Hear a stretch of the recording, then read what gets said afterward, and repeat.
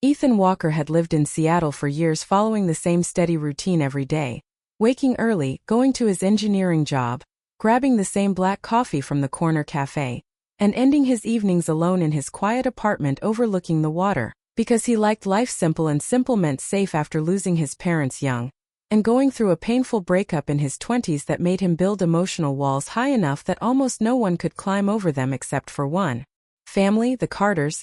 Mark Carter had been Ethan's closest friend since high school, and the Carters treated Ethan like one of their own, inviting him to holidays, weekend barbecues, and family trips when he had nowhere else to go. So Ethan had sworn a silent promise to himself that he would never do anything that could damage that bond, especially when it came to Mark's younger sister, Olivia Carter. Years ago, when she was still in high school and Ethan was already in college, she had a small innocent crush on him that he noticed but brushed aside, telling himself it was just a phase that would pass. And when she moved to Toronto for college and later graduate school, their paths separated naturally, so they only saw each other during holidays, and even then she felt like a memory from another time. But everything changed the night she returned to Seattle for good. It was late summer, one of those warm evenings when the sky turned orange before sinking into deep blue, and Ethan had gone for a walk along the pier to clear his head after a long week, not expecting to see anyone he knew. Yet as he reached the end of the wooden boardwalk, he noticed a woman standing alone with her hair blowing gently in the wind, staring at the water as if searching for something she wasn't sure she'd ever find. At first he didn't recognize her, but when she turned and gave him a bright smile, it hit him all at once. Olivia Carter wasn't a kid anymore. She was a woman, confident, beautiful, and somehow softer and stronger at the same time. "Ethan," she said, her voice warm, familiar, yet different, deeper, calmer, and he felt something shift inside him, something he didn't want to acknowledge, but it was there, steady and warm. "You look exactly the same," she teased, walking toward him, and he tried to laugh, but it came out stiff because she didn't look the same at all, and that was the problem. She had grown into someone who carried stories in her eyes, someone who had lived far away, experienced new places, met new people, and yet somehow still felt like home. Ethan felt a strange pull he could not describe, like an old memory stepping into the present with a new shape, and they talked for a while, walking along the pier, catching up about their lives while Olivia told him about finishing her degree, working part-time jobs, traveling across Canada, and trying to find her true direction, speaking with her hands, smiling easily, and laughing in a way that made Ethan realize how long it had been since he enjoyed a moment without forcing himself, because she had a warmth that slipped into the cracks of his guarded personality without asking for permission. Ethan kept reminding himself that she was Mark's sister, the one woman he had silently promised never to see romantically, but simply being near her made that promise feel suddenly heavy and unreasonable.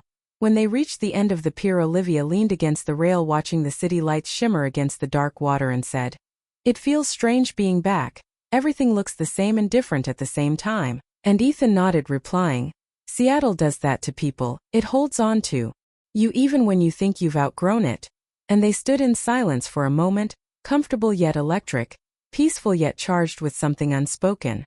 Ethan tried to ignore the feeling, pushing it deep down, telling himself it was just nostalgia and not real, just the past playing tricks, but the truth kept rising inside him. He was drawn to her in a way he had no right to be, while Olivia didn't seem to notice his internal struggle, focused on the water, the breeze, the memories returning with every breath, and she asked quietly, "Do you ever think about how life would be if you made different choices?"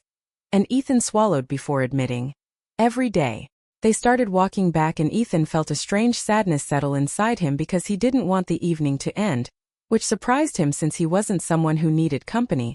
But something about Olivia made the world feel lighter, brighter, more alive. She talked about her dreams, fears, hopes for the future, and Ethan found himself listening more closely than he had listened to anyone in years, feeling safe around her, which scared him even more.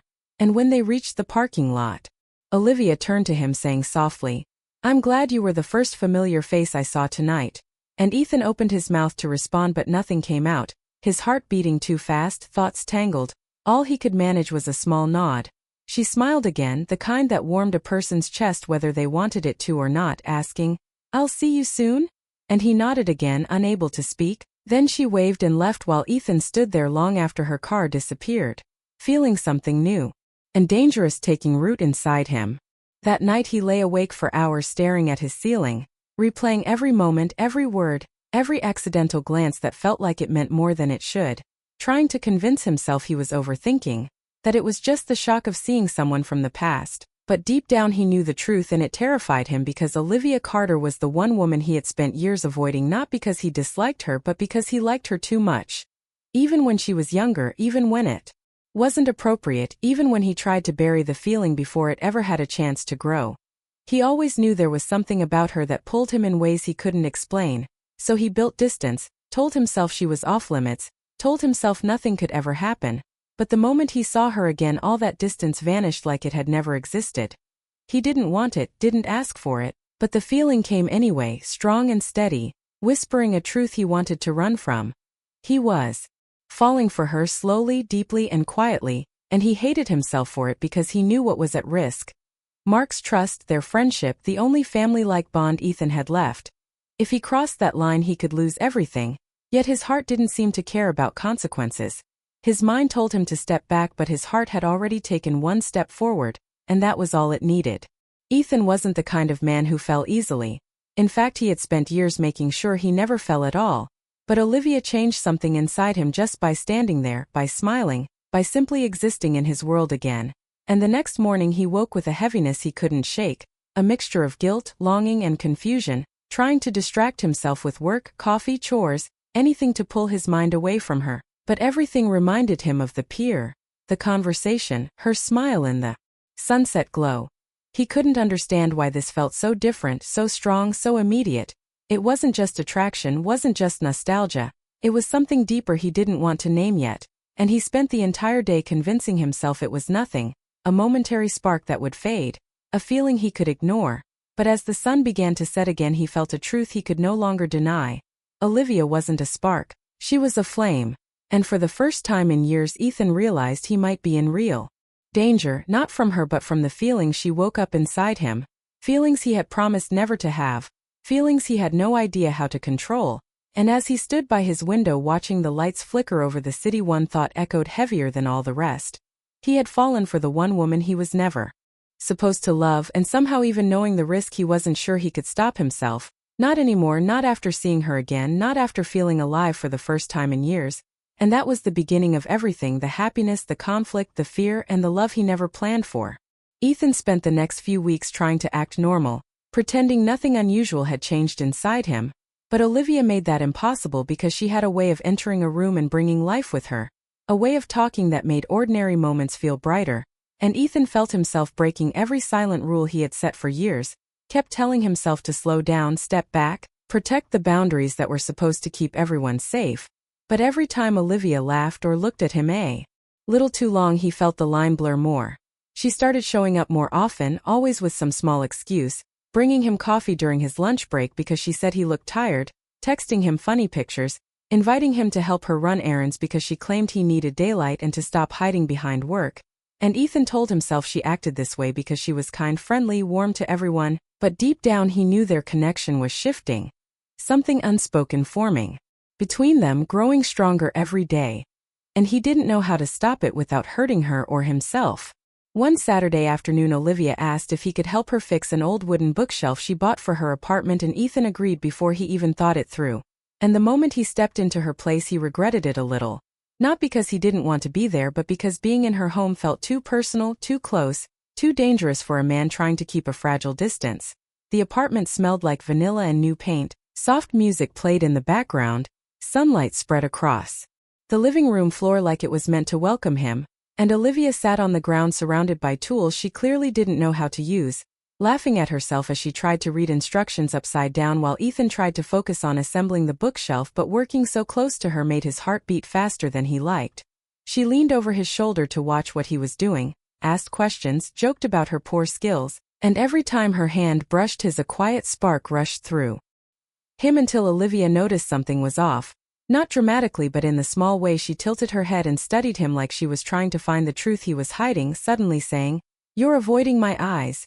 Her tone soft, not accusing, just curious, and Ethan froze, pretending to tighten a screw, replying too quickly, "No, I'm not." So Olivia moved closer and sat beside him, her knee brushing his, whispering, "Then look at me." With no challenge in her voice, no pressure, just truth. Gentle and honest, and Ethan finally looked at her while the room seemed to still for a moment. Her eyes held a warmth he didn't know how to handle, A sincerity that made his chest tighten, the feeling he had been fighting rising again clear and undeniable because he cared for her in a way he wasn't supposed to. A way he wasn't ready to admit, and she could sense it while the air between them shifted, quiet but full. He opened his mouth to say something, anything, to explain himself or change the subject or run away from what he felt, but before a single word formed, the front door opened with a sharp click and the peaceful moment shattered instantly as Mark Carter stepped inside holding a bag of groceries, expecting a normal afternoon, but the second he saw Ethan sitting close to his sister on the floor, his expression changed, eyebrows pulling together, first in confusion, then realization, then something darker. Hurt, disbelief, maybe even betrayal, and Mark slowly set the grocery bag on the table without looking away from them while Ethan felt the floor disappear under him. He stood up too fast, knocking over a screwdriver, throat dry, heart pounding, and Olivia got up too, trying to explain. "Mark, it's not what you think." But Mark didn't respond, his eyes moving between them, taking in every detail. The scattered tools, how close they had been sitting, the tension in the air, Ethan's flushed face, Olivia's nervous expression. And he didn't need anyone to spell it out because Mark had known Ethan for more than a decade and could read him better than most, and right then he saw everything Ethan was trying to hide. Ethan's stomach twisted painfully. He had never wanted to hurt Mark, never wanted to make him feel left out or blindsided, but the truth was written all over the room, and Mark cleared his throat, voice low and tight, saying, "I came to drop off some things for Olivia, didn't know you two were busy," and Ethan shook his head quickly. "Mark, it's not." But he couldn't continue because even he didn't know what to call whatever existed between him and Olivia. So Mark didn't wait for more words. He walked to the kitchen, placed the groceries down, and left without looking back, leaving behind a silence that was heavy while Olivia turned to Ethan, worry filling her face, whispering, "He's upset. He thinks something is happening between us," and Ethan rubbed the back of his neck, feeling frustration and guilt, admitting quietly, "He has every reason to think that." So Olivia stepped closer, saying, "Ethan, I need you to be honest with me, what's going on between us?" And her question hung in the air like a weight pressing down on him. Ethan wanted to speak, wanted to tell her the truth, but the moment he tried, fear wrapped around him. Not fear of his feelings, but fear of losing the only family-like connection he had ever known. So he whispered, "I don't know, I'm trying to figure it out." And Olivia nodded slowly, but it was clear she felt hurt by the uncertainty. After Mark left and the tension faded slightly, Ethan helped her finish the bookshelf in silence, both pretending to focus but neither fully present. And when it was finally assembled, Olivia whispered a quiet thank you, her voice filled with emotion she was trying to hide, while Ethan nodded and left quickly, needing space to breathe. As he walked to his car, guilt twisted inside him because he had never meant for Olivia to get caught between him and Mark's loyalty. He didn't want to ruin their family peace, yet couldn't stop the way he felt. In the days that followed, Ethan avoided Olivia not because he didn't care but because he cared too much, thinking distance would fix everything, that if he stepped back long enough the emotions would settle, the tension would fade, the unspoken connection would dissolve into something harmless, but the opposite happened. The more he stayed away, the more he missed her, and the more Olivia felt his absence. Every time his phone buzzed, he hoped it was her, and when it wasn't, he felt disappointed in a way he didn't want to admit, becoming quieter at work, distracted, lost in thoughts he tried to push away while Mark didn't call or text either, and the silence between all three of them grew. Meanwhile, Olivia kept replaying that moment in her living room, the way Ethan looked at her, the way he pulled away afterward, and she couldn't understand why he was running. She wasn't a kid anymore. She knew what she felt and knew Ethan felt something too, even if he was afraid to admit it, and she wanted to talk to him, to clear the air, to understand why he kept building walls when she wasn't trying to hurt anyone. But Ethan's silence made her feel rejected, confused and frustrated, yet deep inside she knew he wasn't avoiding her because he didn't care. He was avoiding her because he cared too much, and that truth scared her more than anything. Part 2 was not about romance. It was about tension, conflict, fear, misunderstanding, and the beginning of a storm none of them were prepared for, because the moment Mark saw them together, everything changed. The moment Ethan saw the look in Mark's eyes, he realized the cost of falling in love with Olivia. And the moment Olivia saw Ethan walk out of her apartment with guilt written all over him, she realized how complicated their feelings truly were. But even with all the problems, one thing was becoming more and more obvious. The connection between Ethan and Olivia was not something distance could erase, and the more Ethan tried to run from it, the more that truth chased him. Ethan spent the next several days living in a fog of self-doubt, guilt, and longing, trying to convince himself that staying away from Olivia was the right thing to do. But every hour he spent avoiding her felt like dragging his heart through cold water. He tried to drown himself in work, forcing long hours at the office, ignoring messages from friends, skipping lunches, hoping routine would numb the feelings he didn't know how to control, but nothing helped. Olivia stayed in his thoughts. Constantly, her voice, her smile, the way she looked at him with quiet understanding, the memory of her standing in her apartment asking him a question he didn't have the courage to answer. And it was the kind of feeling that didn't fade just because he kept distance. In fact, the distance only made it clearer that he wasn't trying to protect himself from her. He was trying to protect her from the situation he created, and that truth hurt more than anything while Olivia tried to give him space at first, hoping he would reach out when ready. But when days passed without a single message, she began to worry. Not because she feared he didn't care, but because she feared he was choosing silence over honesty. She had always been stronger than people thought, had lived alone in Toronto for years, survived heartbreaks, failures, disappointments, yet this situation with Ethan felt heavier than anything before because he wasn't just a man she cared about. He was someone she trusted, someone who understood her better than most, someone who mattered more than she knew how to express. After nearly a week of silence, Olivia decided she couldn't sit in her apartment and wonder anymore. She needed answers, not for drama, not for conflict, but for clarity. And on a rainy afternoon she got into her car and drove to Ethan's place, rehearsing what she wanted to say, trying to stay calm even though her heart beat too fast. When Ethan opened the door, he looked tired, like he hadn't slept well for days. His eyes widening when he saw her, surprise mixing with worry as he breathed, "Olivia." Unsure whether to step closer or stay still, and she didn't wait for him to speak, saying, "Ethan, we have to talk." Her voice steady but soft. So he stepped aside to let her in, and she walked into his quiet apartment, noticing how everything looked neat yet cold, like someone had been living inside his own thoughts instead of his home. Ethan stood across from her, hands in his pockets, avoiding eye contact, and Olivia asked, "Why did you disappear?" Not in anger but in genuine hurt, and Ethan swallowed hard, struggling to form an explanation that didn't sound like an excuse, saying slowly, "I didn't want things to get worse, I didn't want to cause problems between you and Mark." So Olivia took a breath, steadying herself, and replied, "But by running away you created a problem between you and me. You left me confused, wondering if I imagined everything." And Ethan finally looked at her, the pain in his eyes telling her he understood every word, whispering quietly, "I'm not supposed to feel this way. I'm not supposed to care about you like this." And his confession sent a rush of emotion through her. Not because it was dramatic but because it was honest, raw, and heavy with fear. So she said gently, "But you do, and you've been fighting it alone." And Ethan closed his eyes for a moment, like her words hit a place he had been trying to lock away. Before he could respond, a firm knock echoed from the front door, and Ethan froze while Olivia turned slightly. And when Ethan opened the door, Mark stood there in the rain, shoulders tense, face serious. The last person Ethan expected to face was the one standing in front of him. And Mark looked at Ethan, then at Olivia, then back at Ethan while the silence between the three of them thickened. Mark finally stepped inside when Ethan moved aside, but the atmosphere felt like walking through a storm that had been waiting too long to break. And Mark took a slow breath, running a hand through his wet hair, saying, "We need to talk." His voice firm but not angry. So Ethan nodded, bracing himself for the confrontation he had been dreading since the moment Mark saw him in Olivia's apartment.